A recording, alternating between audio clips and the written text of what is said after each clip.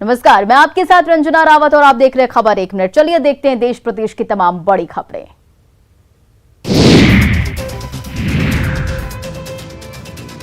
तो लाठी सलाह केस की मदद किया जाए, हम भूखा मर रहे हैं, हम कैसे खाएंगे? 3 गो बाल बच्चा है। SP, DSP, DIG, DGP, DM, commissioner, IG सगरो जेते थक गए। बोलता तुम देखा सर, देखिए इसी घर में लाश मिलेगा सर। बस मेरी आवाज मुख्यमंत्री तक पहुंचा दीजिए। इस सोमवार को भी बिहार के मुख्यमंत्री नीतीश कुमार के जनता दरबार में फरियादियों की भीड़ जुटी। जो मुख्यमंत्री तक पहुंच गए, उनकी परेशानी का निदान होना तय है। लेकिन कुछ ऐसे भी थे जिनका रजिस्ट्रेशन नहीं हुआ था, पर परेशानी बहुत बड़ी थी। नीरज और उनकी मां सहित ये सारे फरियादी सिस्टम से लड़ते लड़ते थक चुके हैं, लेकिन मन में बस एक आस अब भी जिंदा है कि मुख्यमंत्री नीतीश कुमार तक गुहार पहुंच गई तो समस्या का कोई ना कोई समाधान जरूर होगा।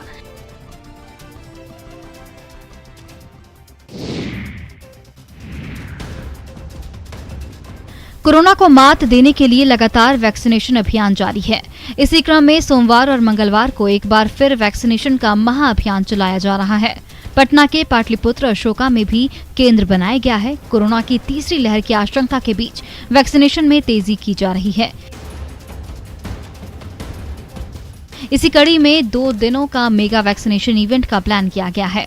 इस बड़े आयोजन में बड़ा रिकॉर्ड बनाने के लिए ज्यादा से ज्यादा लोगों को टीका लगाने का एक बड़ा लक्ष्य रखा गया है। इससे ग्रामीण और शहरी दोनों क्षेत्र के लोगों को टीकाकृत कर लक्ष्य प्राप्त किए जाएंगे। सभी जिलों के स्वास्थ्य विभाग को अलग अलग लक्ष्य दिया गया है। पटना में भी 6 और 7 सितंबर को 3 लाख लोगों को टीका देने का लक्ष्य रखा गया है, जिसमें 40 टीका एक्सप्रेस की भी मदद ली जा रही है। बिहार सरकार ने 6 महीने में 6 करोड़ टीका का लक्ष्य रखा है। इसी के तहत ये कार्यक्रम चलाए जा रहे हैं। सुपौल में धर्मांतरण कराने का वीडियो वायरल हो रहा है। वायरल हो रहा वीडियो भपटियाही का बताया जा रहा है। वीडियो में लोगों को ईसाई धर्म की जानकारी दी जा रही है और उनका धर्म परिवर्तन कराया जा रहा है। दरअसल सुनियोजित तरीके से ईसाई मशीनरियों द्वारा लोभ, लालच एवं अंधविश्वास के माध्यम से लोगों का धर्मांतरण कराया जा रहा है। बहुत लोग आता था, लेकिन हम कभी नहीं आए। ईसाई के बारे में बताया? हाँ, ईसाई धर्म के विषय में जो ये मंत्र पढ़ाता होगा वो यही जानेगा, हम नहीं जानते। एक दिन पहले भी सुपौल से ऐसी ही खबर आई थी, जहां एक महिला का जबरन धर्म परिवर्तन कराए जाने का दबाव डालने का आरोप लगा है। पीड़ित महिला से यौन शोषण किए जाने का भी आरोप है। 2 महीने के बाद आरोपी की कैद से छूटने के बाद महिला ने जब थाने में लिखित शिकायत दर्ज कराई तो पुलिस ने कार्रवाई करते हुए आरोपी मोहम्मद कलीम को गिरफ्तार कर लिया है। और एक बार फिर से धर्मांतरण का वीडियो सामने आने के बाद लोगों में आक्रोश देखा जा रहा है। 1 अगस्त से पटना से राज्य के बाकी जिलों में जाने वाली बसों का अड्डा बदल गया है। अब अपने जिले के लिए बस पकड़ने के लिए आपको मीठापुर के बजाय पाटलिपुत्र बस टर्मिनल बोरिया जाना पड़ेगा। पटना जिला प्रशासन ने 31 जुलाई से सभी बसों का ठहराव मीठापुर बस स्टैंड से हटाकर बैरिया स्थित नए ISBT में कर दिया। बस पड़ाव को शिफ्ट हुए 1 महीने से ज्यादा समय बीत गए हैं, लेकिन बस स्टैंड में बसों के ठहराव के लिए अभी तक पुख्ता इंतजाम नहीं किए गए हैं। हर तरफ अफरा तफरी की स्थिति है। सबसे बड़ी समस्या बसों की पार्किंग को लेकर है। बस मालिकों की शिकायत है कि टर्मिनल के अंदर बस के ठहराव की व्यवस्था नहीं है, लिहाजा सैकड़ों बसें बस स्टैंड के बाहर सड़कों पर ही खड़ी रहती हैं और इसके कारण पटना गया रोड में भीषण जाम की समस्या बनी रहती है। मीठापुर बस स्टैंड से बेहतर एवं आधुनिक सुविधा ISBT में प्रदान की गई है, जो यात्रियों एवं बस मालिकों के लिए फायदेमंद साबित हो सकती थी, लेकिन कुव्यवस्था के कारण फायदा नहीं मिल पा रहा। पूर्णिया के बायसी अनुमंडल में परमान, कनकई और महानंदा नदी के जलस्तर में उतार चढ़ाव के कारण इन दिनों भीषण कटाव हो रहा है। ग्राउंड जीरो की तस्वीरें डराने वाली हैं। कई गांव की हालत बेहद खराब है। नदी के कटाव के कारण दर्जनों घर नदी में विलीन हो गए हैं और अमौर प्रखंड के खाताहाट से लेकर तियरपाड़ा, सादिकपुर, गेड़िया, पलसा, ताराबाड़ी, सुगबा, महानंदपुर समेत कई गांव में नदियों का भीषण कटाव जारी है। कई जगह लोग अपने ही बनाए कच्चे पक्के मकानों को हथौड़े से तोड़ रहे हैं, तो कहीं लोग खुलेआम आसमान के नीचे खाना बना रहे हैं। हो रहा, हम लोग बहुत तकलीफ हो रहा आने जाने का। कितना घर करीब कटा हुआ? घर इसमें 6-7 घर कटा हुआ है। और काट के फिर दूसरा जगह उठा हुआ है घर। इस इलाके के लोग दोहरी मार झेलते हैं। एक बार जब नदियां उफान पर होती हैं तो धार से कटाव होता है और फिर जब पानी कम होता है तो भी कटाव होता है। जब तक कोई ठोस उपाय नहीं होता इस परेशानी का सामना हर साल करना पड़ेगा। लखीसराय में आई भीषण बाढ़ पशुपालकों के लिए आफत बन गई है। बाढ़ प्रभावित 4 प्रखंडों के 76 गांव में आई भीषण बाढ़ ने मनुष्य और मवेशी दोनों का दर्द बढ़ा दिया है। टाल और दियारा इलाके में हजारों की संख्या में दुधारू पशुओं का निवाला बाढ़ ने छीन लिया है। घरों में घुसे बाढ़ के पानी से जूझ रहे पशुपालक को अपने से ज्यादा दुधारू पशुओं के चारा और सुरक्षित ठिकानों की चिंता सता रही है। पशुपालक अपनी दुधारू गाय और भैंस को लेकर सड़क पर शरण ले रखे हैं। बाढ़ के पानी में हजारों क्विंटल भूसा और हरा भरा चारा डूब जाने के कारण पशुओं के लिए भोजन नहीं मिल पा रही है। पशुपालन विभाग के टेंडर और सरकारी पेंच के कारण पशु चारा की उपलब्धता ऊंट के मुंह में जीरा का फूरन वाली कहावत के समान है। दुधारू पशुओं को हरा चारा और दाना नहीं मिल पाने के कारण उसका सीधा असर दूध के उत्पादन पर पड़ने लगा है। जिले में बाढ़ आने से पहले करीब 40,000 लीटर दूध प्रत्येक दिन उत्पादन होता था। बाढ़ आने के बाद घटकर 15,000 लीटर उत्पादन हो गया है। बिहार में शराबबंदी है लेकिन फिर भी लोग शराब का सेवन कर रहे हैं।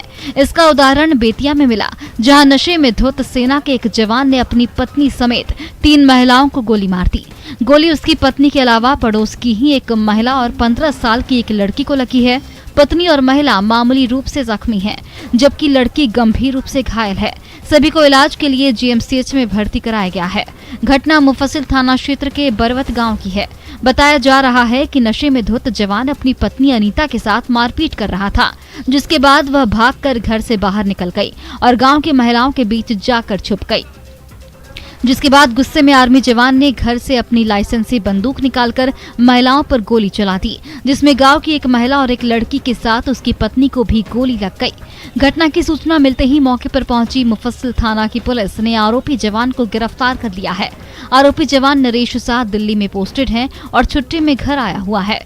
पुलिस ने जवान की लाइसेंसी बंदूक को भी जब्त कर लिया है।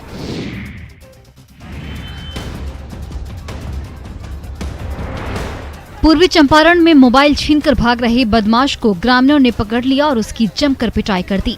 आरोपी की पिटाई का वीडियो सोशल मीडिया पर वायरल हो रहा है। घटना पताही के कोदरिया गांव की है, जहां मोबाइल लेकर भाग रहे एक चोर को ग्रामीणों ने मिर्जापुर पेट्रोल पंप के पास पकड़ लिया और उसे जमकर पीटा। बाद में सूचना पर मौके पर पहुंची पताही पुलिस को ग्रामीणों ने उसे सौंप दिया। पकड़ा गया आरोपी रामपुर मनोरथ गांव का पवन सिंह बताया जाता है। पुलिस ने उसके पास से 2 मोबाइल और एक चाकू बरामद किया है। दरअसल आरोपी मोबाइल छीनकर भाग रहा था, तभी वहां मौजूद लोगों ने भाग रहे युवक को खदेड़कर पकड़ लिया। इसके बाद लात घूंसों से जमकर पिटाई करनी शुरू कर दी। वहां मौजूद स्थानीय लोगों ने युवक को मार खाता देख नगर थाने पुलिस को इसकी सूचना दी। पुलिस ने मौके पर पहुंचकर किसी तरह भीड़ से युवक को छुड़ाया।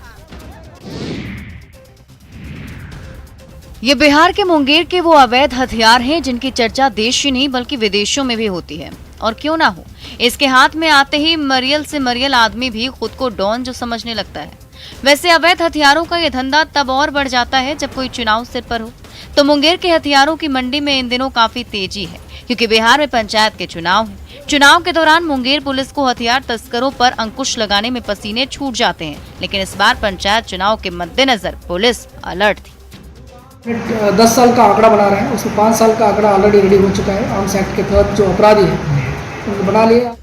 पहले चुनाव के दौरान मुंगेर से खरीदे हथियारों का प्रयोग बूथों को लूटने और कब्जा करने में किया जाता था। अब चुनाव ईवीएम मशीन से होती है। बूथों पर सुरक्षा के व्यापक इंतजाम होने लगे हैं, जिससे अब राजनीतिक दलों के हायर किए गए अपराधी बूथ पर कुछ नहीं कर सकते। लेकिन अपराधी अपना तरीका बदलते हुए हथियारों का इस्तेमाल मतदाताओं को डराने धमकाने में करने लगे हैं, जिनके खिलाफ पुलिस लगातार दबिश दे रही है। वैशाली सदर अनुमंडल अंतर्गत भगवानपुर थाना क्षेत्र के बहलोलपुर में पुलिस ने छापेमारी की, जहां से मिनी गन फैक्ट्री का खुलासा हुआ। ये गन फैक्ट्री मुर्गी फार्म के पास चल रही थी। छापेमारी के दौरान पुलिस ने फैक्ट्री में निर्मित 37 जिंदा कारतूस, 5 अग्नेयास्त्र बरामद किए हैं। जिसमें एक राइफल, एक बंदूक और 3 देसी कट्टा शामिल है। वहीं मिनी गन फैक्ट्री से पुलिस ने एक लेथ मशीन भी जब्त की। साथ ही एक आरोपी अरविंद कुमार उर्फ गुलटेन को गिरफ्तार किया। माना जा रहा है कि पंचायत चुनाव को देखते हुए मिनी गन फैक्ट्री में सक्रियता बढ़ गई थी। गिरफ्तार हुआ शख्स पहले भी शराब कांड का आरोपी रह चुका है। स्थानीय लोगों के मुताबिक गिरफ्तार अरविंद का इलाके में दहशत है, अक्सर हर्ष फायरिंग किया करता था। दोनों अपराधकर्मी को भी पूर्व में आपराधिक इतिहास रहा है। मारपीट के केस में वांछित रहे, शराब के केस में वांछित रहे। पुलिस के मुताबिक लंबे समय से मिनी गन फैक्ट्री का संचालन हो रहा था, जिसकी गुप्त सूचना मिलने पर कार्रवाई की गई। पुलिस अपने इस कार्रवाई को बड़ी सफलता बता रही है। झारखंड में जामताड़ा के बाद देवघर साइबर अपराधियों का सबसे सुरक्षित ठिकाना बन गया है।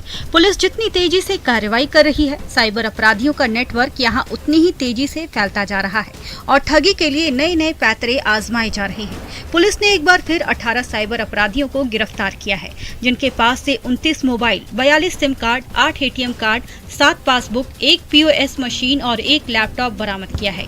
गिरफ्तार शातिर अपराधियों में एक CSP संचालक भी शामिल है, जो 20% कमीशन के आधार पर ग्राहकों का डाटा साइबर अपराधियों को देता था। रवि रंजन गुजरात जामनगर साइबर सेल में जो सनद दर्ज हुआ उसके आधार पर गिरफ्तारी हुई। झारखंड का जामताड़ा लंबे समय से साइबर अपराधियों का गढ़ बना हुआ है। कई ऐसे मामले सामने आए हैं जहां पर बल्क मैसेजिंग ऐप के जरिए लोगों संग धोखाधड़ी की जा रही है। कभी फोन पर मैसेज भेजा जा रहा है तो कभी सोशल मीडिया के जरिए भी साइबर फ्रॉड करने का प्रयास हो रहा है।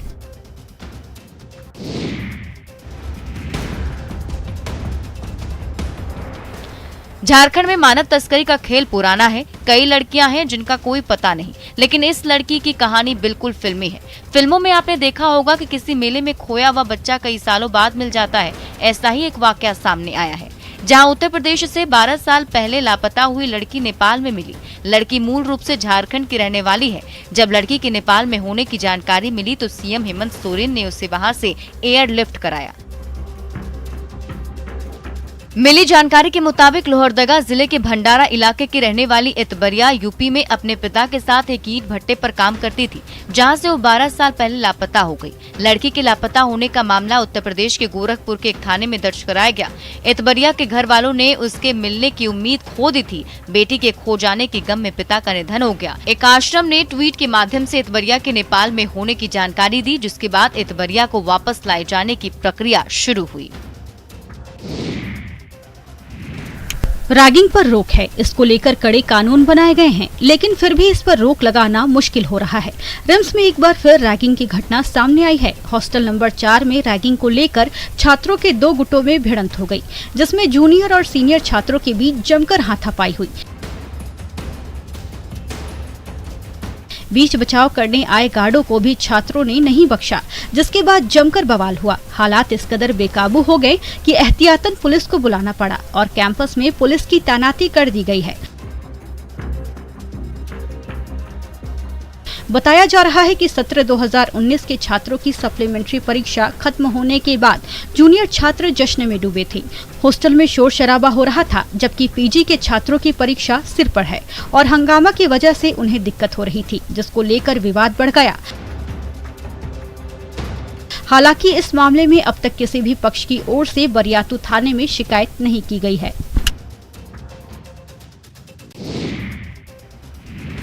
बिहार में शराबबंदी है, 5 साल हो चुके हैं कानून बने, लेकिन तस्कर हैं कि बाज नहीं आ रहे।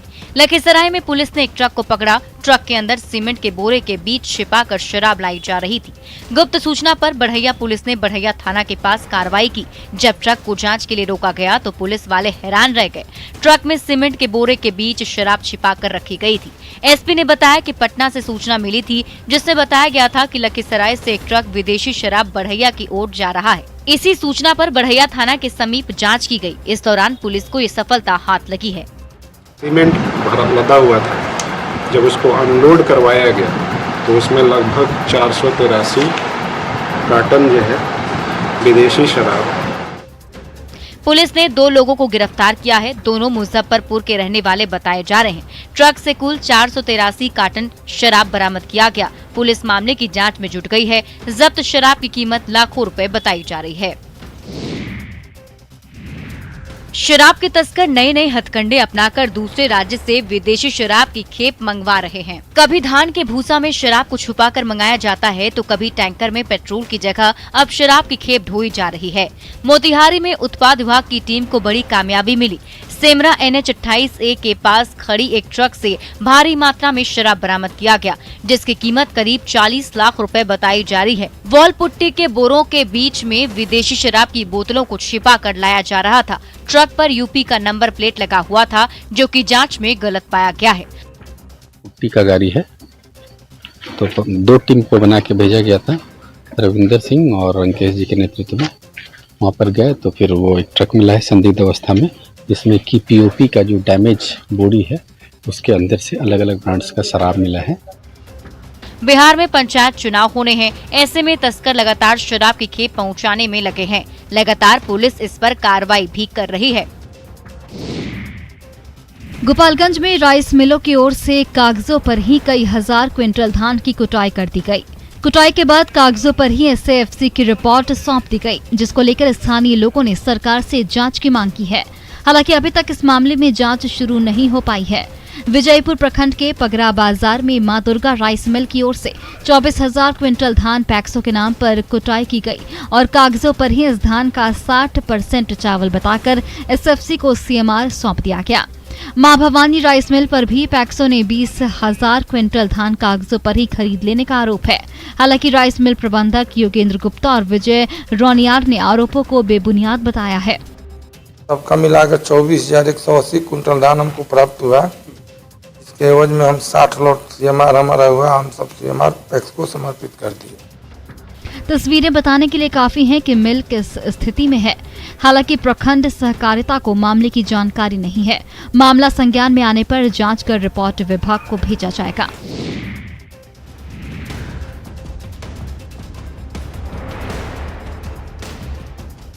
रांची नगर निगम क्षेत्र में तालाबों की बंदोबस्ती के नाम पर मछली पकड़ने का खेल हो रहा है। अरगोड़ा तालाब में वंशी से दिन भर मछली पकड़ने के लिए प्रति व्यक्ति 500 रुपए लिए जाते हैं। शहर के हर तालाब में ये खेल हो रहा है, फिर भी रांची नगर निगम के अधिकारी इस खेल से अनजान हैं। स्थानीय लोगों की माने तो तालाबों में मछली पकड़ने के खेल में काफी फायदा है। तालाब में लोगों को मछली मिले या ना मिले, दिन भर के लिए तय राशि का भुगतान तो करना ही पड़ता है। बंशी से मछली पकड़ने वालों के लिए सबसे महंगा अरगोड़ा तालाब है। अन्य तालाबों में इसके लिए प्रति व्यक्ति 300 से लेकर 500 तक लिए जाते हैं। अरगोड़ा तालाब में 500 रुपए का टिकट लेकर तालाब किनारे मछुआरे सुबह के 6 बजे ही पहुंच जाते हैं, जहां तरह तरह की मछली पकड़कर बाजार में बेचते हैं। जो जितनी अधिक मछली पकड़ता है उसका उतना ही मुनाफा हो पाता है। वहीं कुछ लोग शौकिया मछली पकड़ने पहुंचते हैं तो कुछ लोगों के लिए रोजगार ही मछली पर टिका है।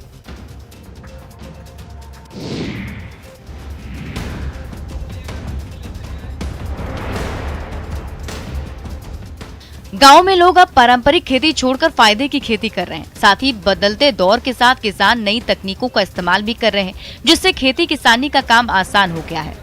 साथ ही अधिक से अधिक पैसे भी कमा रहे हैं। तस्वीरें बिहार के गया की है। यहाँ पर एक किसान राजेश सिंह ने गेहूं के भूसे और एयर कंडीशनर का इस्तेमाल कर घर के अंदर ही मशरूम की खेती शुरू की और अब उनकी सफलता के चर्चे पूरे देश में हो रहे हैं। राजेश सिंह ने नए तौर तरीके का इस्तेमाल कर न सिर्फ अपने लिए कामयाबी के रास्ते बनाए, बल्कि इलाके के किसानों को भी सफलता की नई राह दिखाई।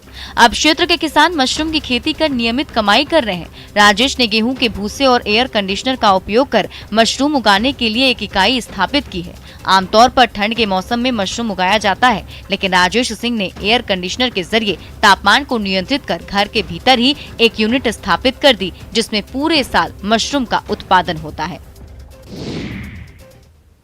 और फिलहाल इस बुलेटिन में इतना ही। बने रहे आप न्यूज़ 18 बिहार झारखंड के साथ।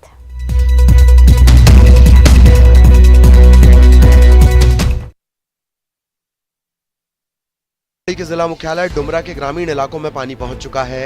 लखनदेई नदी का पानी किसानों के खेतों में पहुंच चुका है और सैकड़ों एकड़ में लगी धान की फसल को नुकसान पहुंचा रहा है। सबसे बड़ी बात है कि किसान दो बार धान की बुआई कर चुके हैं, लेकिन बार बार पानी आने की वजह से फसलें डूबी जा रही हैं। सीतामढ़ी जिले में बागमती और अधवारा समूह की नदियां लगातार खतरे के निशान से ऊपर बह रही है और आपको जो तस्वीर हम दिखलाने की कोशिश कर रहे हैं, यह सीतामढ़ी के जिला मुख्यालय डुमरा का नजारा है। आप तस्वीर देख सकते हैं किस तरीके से जो लखनदेई नदी है वह पूरे उफान पर है, क्योंकि यह तीसरी दफा है जब किसानों को बाढ़ के पानी ने परेशान करने का काम किया है। और यही हालात रहा तो किसानों को अब अपनी मदद के लिए सरकार पर टकटकी लगानी होगी।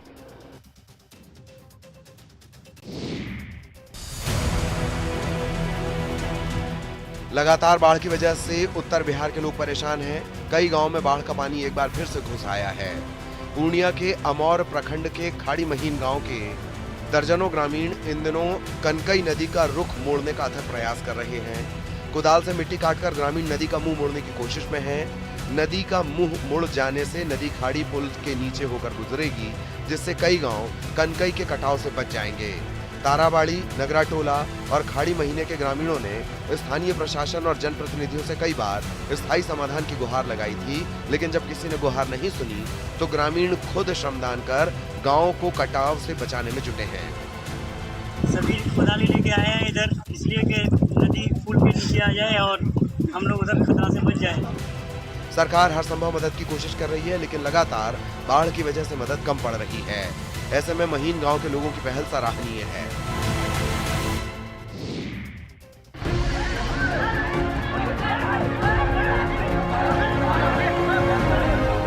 सिंगहा के पंचायत भवन के बाहर ग्रामीणों की ये भीड़ जुटी थी। कोरोना से बचाव के लिए लोगों को वैक्सीन की खुराक लेनी थी, लेकिन उन्हें उम्मीदों का टीका तो नहीं मिला। हाँ, एएनएम ने चप्पल जरूर बरसाई। सोशल मीडिया में वायरल ये वीडियो है गोपालगंज का। पंचायत भवन को वैक्सीनेशन सेंटर बनाया गया था। जैसे ही ये बात फैली, आसपास के गांवों से ग्रामीणों का तांता लग गया। गेट से लेकर बाहर चबूतरे तक भीड़ जमा हो गई।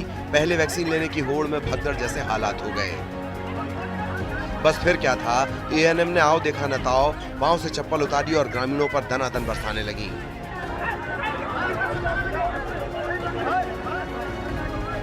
एएनएम की करतूत से भीड़ का पारा चढ़ गया और आग बबूला ग्रामीण एएनएम पर टूटने लगे। इसी बीच किसी ने यह तस्वीर कैद कर ली और फिर सोशल मीडिया पर डाल दी। हालांकि आरोपी नर्स की पहचान नहीं हो सकी है।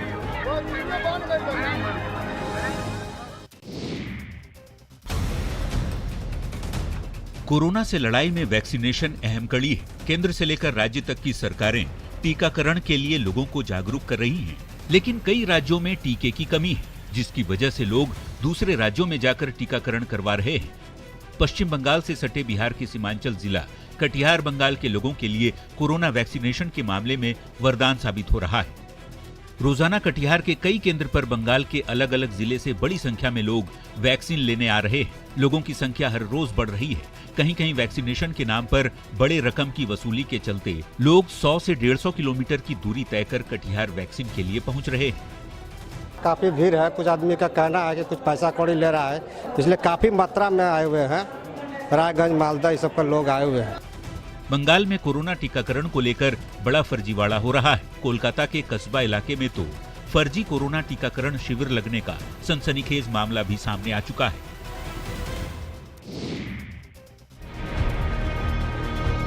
शिक्षा को लेकर क्या धर्म आड़े आती है? जवाब ना में होगा। लेकिन किशनगंज के लाइन उर्दू मध्य विद्यालय में ऐसा हुआ है। दरअसल स्कूल के प्रभारी प्रधानाचार्य अंजार अलीम को ड्यूटी में अनियमितता बरते जाने को लेकर जिला शिक्षा अधिकारी ने उन्हें निलंबित करते हुए शिक्षिका झरना बाला शाह को ज्वाइन करने का आदेश दिया। लेकिन स्थानीय लोगों के साथ ही विधायक तक शिक्षिका को ज्वाइनिंग से रोक दिया गया। धर्म को मुद्दा बनाकर इस मामले का विरोध किया जा रहा है। ठाकुरगंज के राजद विधायक सऊद आलम नदवी ने चिट्ठी लिखकर शिक्षा विभाग से प्रभारी प्रिंसिपल के निलंबन को वापस लेने का मांग किया है। जबकि बीजेपी अल्पसंख्यक प्रकोष्ठ के प्रदेश उपाध्यक्ष ने भी प्रेस कॉन्फ्रेंस कर शिक्षा के नाम पर धर्म की सियासत करने वालों पर कार्रवाई की मांग की है। जिला शिक्षा अधिकारी ने विधायक के दबाव डाले जाने की बात को कबूल किया है, लेकिन मामले में उचित कार्रवाई की बात कही है।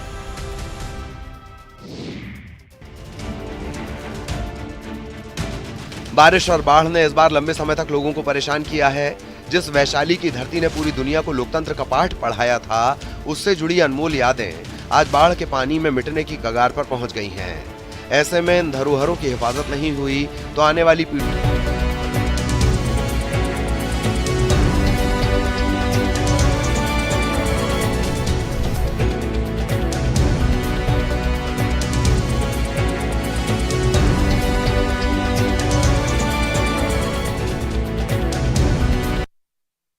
के इस इलाके में बौद्ध मंदिरों का पूरा संसार बसा हुआ है।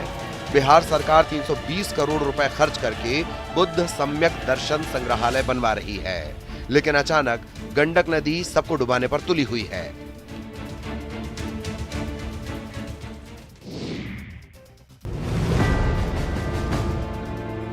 बगहा में न्यूज 18 की खबर का बड़ा असर हुआ है। न्यूज 18 पर खबर चलने के बाद प्रशासन ने रामनगर अंचल अधिकारी के नेतृत्व में आनन फानन में एक टीम का गठन किया है।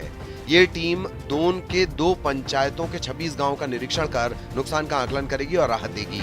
न्यूज 18 ने खबर दिखाई थी कि कैसे दोन इलाके के लोग मरीजों को खाट पर लेकर पैदल अस्पताल जाते हैं और करीब 25 किलोमीटर का सफर उन्हें पैदल तय करना पड़ता है।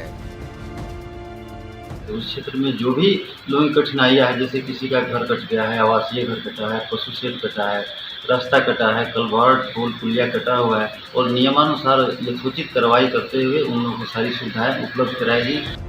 पहले जंगल और फिर कई नदियों को पार कर लोग अपने परिजनों का इलाज कराने जाते हैं। पहाड़ी इलाके में सभी रास्ते टूट चुके हैं। गाँव में इलाज का कोई इंतजाम नहीं।